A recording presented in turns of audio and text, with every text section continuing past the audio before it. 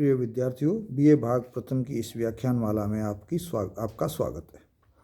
आज हम अलंकारों पर अपने बात को आगे बढ़ाएंगे और आगे बढ़ाते हुए हम जो अलंकार संप्रदाय के आचार्य रहे हैं और उनके जो विचार रहे हैं उसके आधार पे उन्होंने अलंकारों के आधार पे अलंकारों के बारे में क्या कहा या किस तरह से उसको परिभाषित करने की कोशिश की, वो संक्षेप में थोड़ा थोड़ा जानेंगे।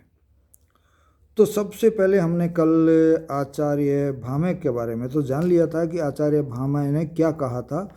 उन्होंने जो कहा था कि न कांतिमपि निर्भूषम विभाति वनिता मुखम, अर्थात सुंदर स्त्री भी तभी सुंदर लगती है और अधिक सुंदर लगती है जब वो आभूषण पहने हुए हो। उसी प्रकार से काव्य भी बिना अलंकारों के व्यर्थ होता है। दूसरे आचार्य जिन्होंने अलंकार संप्रदाय में अलंकारों के आत्मा होने का समर्थन किया, वो क्या कहते हैं वो भी हम जानेंगे। आप जो कह रहे हैं वो मैं पहले संस्कृत में, ये चूँकि ये सब संस्कृत के आचार्य हैं, आधुनिक काल में तो हमको बहुत कम मिलते हैं। काव्य शोभकरान धर्मान अलंकारान प्रचक्षते, काव्य शोभाकरान धर्मान अलंकारान प्रचक्षते, अर्थात काव्य की शोभा कारक धर्मों को अलंकार कहते हैं। जो काव्य की शोभा बढ़ाते हैं वो धर्म ही अलंकार कहलाते हैं। तो ये इनका मानना है कि अलंकार क्या है। पहली चीज़ तो इन्होंने ये कही है कि काव्य की जो शोभा बढ़ाते हैं, जो धर्म शोभा बढ़ाते हैं या जिन कारणों से काव्य की शोभा बढ़ती है वो अलंकार होते हैं। अब ये है कि इन्होंने शोभाकारक तत्वों को तो इस वाक्य में ला दिया। अगला सवाल उठता है कि ये शोभाकारक तत्व फिर क्या हैं। इस बारे में इनकी दृष्टि बड़ी व्यापक है। इन्होंने कोई संकुचित दृष्टि नहीं रखी कि ये चीज़ें शोभाकारक होगी, बल्कि बड़े एक व्यापक दृष्टि रखते हुए आपने ये बात हमारे सामने रखी। ये कहते हैं कि दूसरे शास्त्रों में जितने भी संधि के भाग, वृत्ति के अंग या लक्षण आदि जो हैं उनका वर्णन जो है अन्य ग्रंथों में, जितने भी हमारे अच्छे अच्छे बड़े बड़े ग्रंथ हैं, वे सभी इनके अनुसार अलंकार है। तो संधियों के जो भाग हैं उनको, वृत्तियों के जो अंग हैं उनको, वृत्तियों के जो लक्षण हैं उनको, उन सब को आप जो है अलंकारों के अंतर्गत लेते हैं। और ये कहते हैं कि मेरे मतानुसार या इनके मतानुसार या मेरे मतानुसार ये जो है सब अलंकारों में शामिल किए जा सकते हैं। एक और आचार्य जो दंडी के बाद या दंडी के अलावा, वो थे रुद्रट। अब रुद्रट क्या मानते हैं?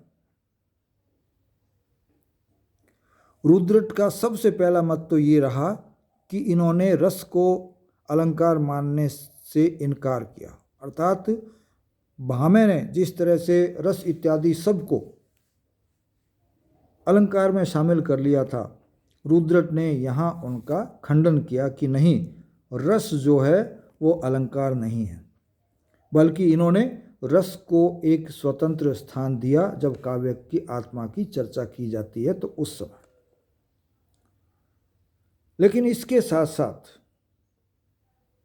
इन्होंने काव्य में अलंकार को भी बहुत महत्वपूर्ण स्थान दिया। इन्होंने ये नहीं कहा कि यदि रस की चर्चा कर रहे हैं तो अलंकारों का महत्व खत्म हो गया, नहीं, बल्कि ये कहते हैं अलंकारों का तो अपनी जगह पर महत्व है ही और बहुत अधिक महत्व है, लेकिन रस का भी अपना एक महत्वपूर्ण स्थान है। और उनका इस प्रकार से अलंकारों का जो निरूपण उन्होंने किया अपने लक्षण ग्रंथ में, तो वो भी अन्य आचार्यों से अलग हटके है, जो कि नितांत मौलिक है।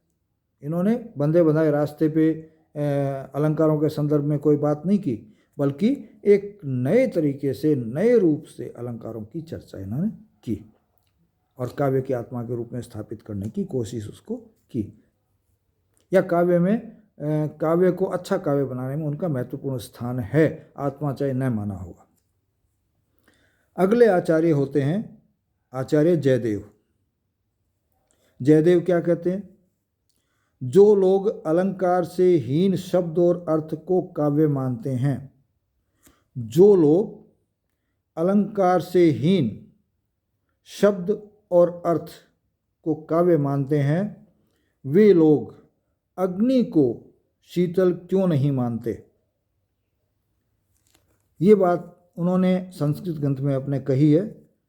अंगीकरती यह काव्य शब्दार्था वनलंकृतो असो न मनवते कल्याण संस्कृति कल्यादुन श्रृणत्मति या कृति। अर्थात ये जो बात बता रहे हैं उसका मूल सारी है। संस्कृत शब्दों का उच्चारण थोड़ा सा कठिन पड़ता है, निरंतर अभ्यास से आ पाता है। जो लोग काव्य में ये मानते हैं अलंकार न हो और अर्थ सामान्य ही निकले तो भी वो कविता है, काव्य है। और उनके बारे में कहते हैं कि फिर वो अग्नि को शीतल क्यों नहीं मान लेते? जब काव्य की कल्पना बिना अलंकारों के हो सकती है, बिना शब्द और गुण के हो सकती है, तो फिर अग्नि भी शीतल हो सकती है। अर्थात इन्होंने इस बात का पूरा विरोध किया जो कि लोग उस समय कई कहते थे कि बिना अलंकारों के भी काव्य होता है, तो ये कहते थे नहीं, बिना अलंकारों के काव्य नहीं होता। हालांकि इन्होंने सीधा सीधा अलंकार शब्द का प्रयोग नहीं किया और अलंकार का कहते हुए भी उसके साथ शब्द और अर्थ को जोड़ते हुए जो है बात कही है। एक और विद्वान हुए हैं, आचार्य हुए हैं, रुयक।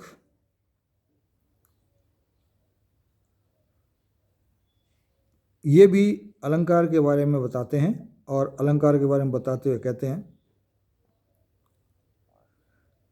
कि प्राचीन अलंकारिक मत से अलंकार ही काव्य में प्रधान होते हैं। अर्थात ये इनसे बात से ये तो स्पष्ट नहीं होता कि अलंकारों के बिना भी काव्य को काव्य मानते हैं, लेकिन ये जरूर है कि अलंकारों का स्थान सबसे ऊपर है, सबसे प्रमुख स्थान जो है वो अलंकारों का होता है।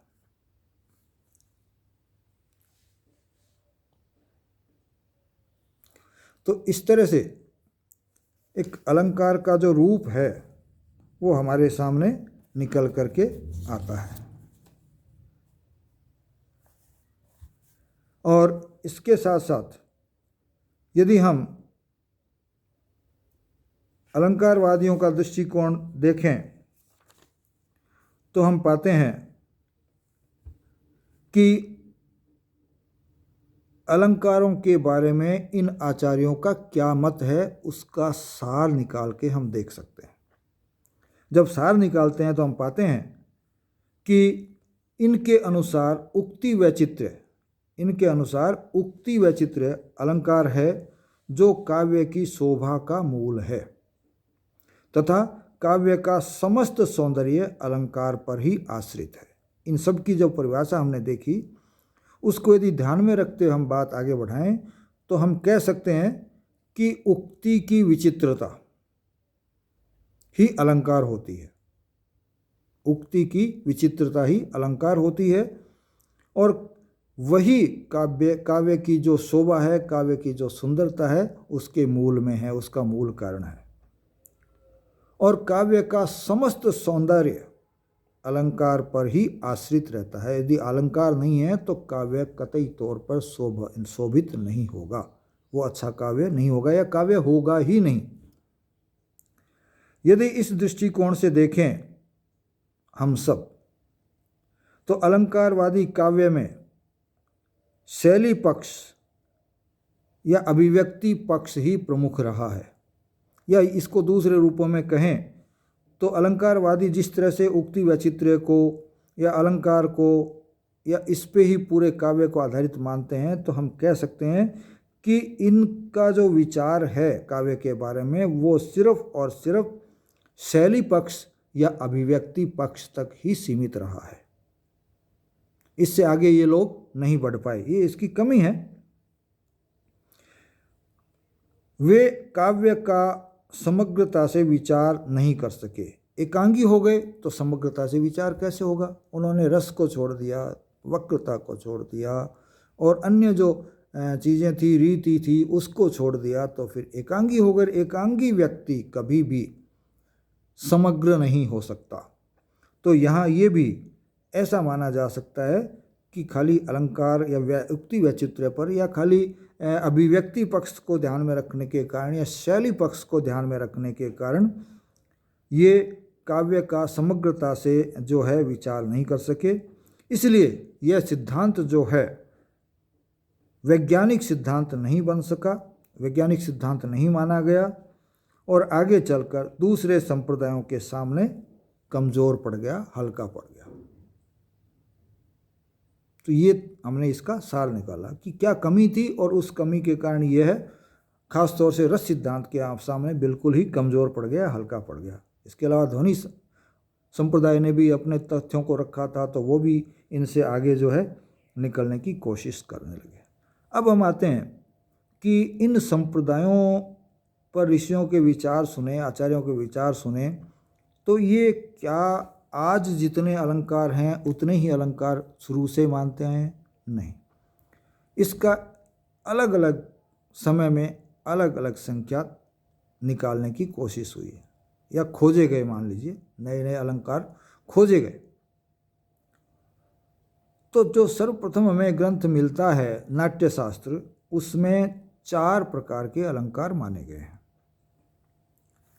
4 प्रकार के, सिर्फ 4 प्रकार के अलंकार। और जो अग्नि पुराण हमको मिलता है उसमें 16 अलंकार मिले हैं, 16 अलंकार माने गए हैं, 16 अलंकारों की चर्चा की गई। और भामे ने, जो हम कह सकते हैं कि प्रणेता रहे हैं अलंकार संप्रदाय के, उनका जो ग्रंथ रहा है उसमें उन्होंने 38 अलंकार स्वीकार किए। उन्होंने अपना ग्रंथ काव्य अलंकार जो था उसमें 38 अलंकारों को स्वीकार किया है। इसके साथ साथ दंडी ने 35 अलंकारों की उपस्थिति को स्वीकारा है। इन्होंने कहा है कि 35 अलंकार पाए जाते हैं। रुद्रट ने कुल 50 अलंकार स्वीकार। उससे पहले मैं उद्भट का कहना चाहूँगा। उद्भट ने अपने काव्य अलंकार सार में 41 अलंकारों की संख्या स्वीकार की है। कितने? 41 अलंकारों की संख्या स्वीकार की है। और रुद्रट ने कुल 50 अलंकार स्वीकार किए हैं। 5 शब्दों के अलंकार, इसी तरह से इन्होंने कई जो है तरह के अलंकार जो हैं स्वीकार किए हैं, जिनकी चर्चा हम आगे फिर कभी करेंगे। भोज नामक एक जो आचार्य हुए, उन्होंने भी अलंकारों की संख्या की मात्रा और बढ़ा दी और उन्होंने कुल 72 अलंकार माने हैं, जिनमें से 24 शब्द अलंकार है, 24 अर्थ अलंकार है और 24 उभय अलंकार है। मम्मट ने भी 71 अलंकारों को स्वीकार किया है, जिनमें से 9 शब्द अलंकार हैं और 62 अर्थ अलंकार हैं। हालांकि मम्मट मूलतः रसवादी आचार्य रहे हैं, ये अलंकारवादी आचार्य नहीं रहे। रुयक ने अलंकारों की संख्या और बढ़ाई और कुल इन्होंने 75 अलंकार कर दिए। और इसके बाद जयदेव ने तो और आगे बढ़ते हुए अलंकारों की संख्या 100 कर दी।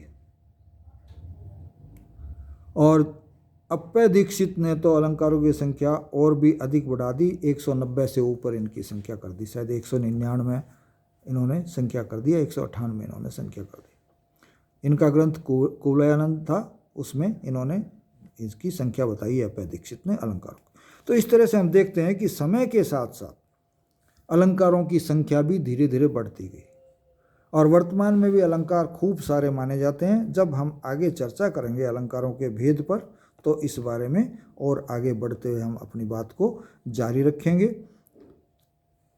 तब तक हम जो अब तक पढ़ा है उसके बारे में एक बार फिर से अध्ययन कर लीजिए परीक्षाएं कभी भी हो सकती है, तो आप उन परीक्षाओं की तैयारी में घर बैठे लगे रहिए और बाहर मत निकलिए। अपने आप को सावधानीपूर्वक बनाए रखिए, स्वस्थ बनाए रखिए, अपने घर वालों को स्वस्थ बनाए रखिए। जय हिंद, जय भारत।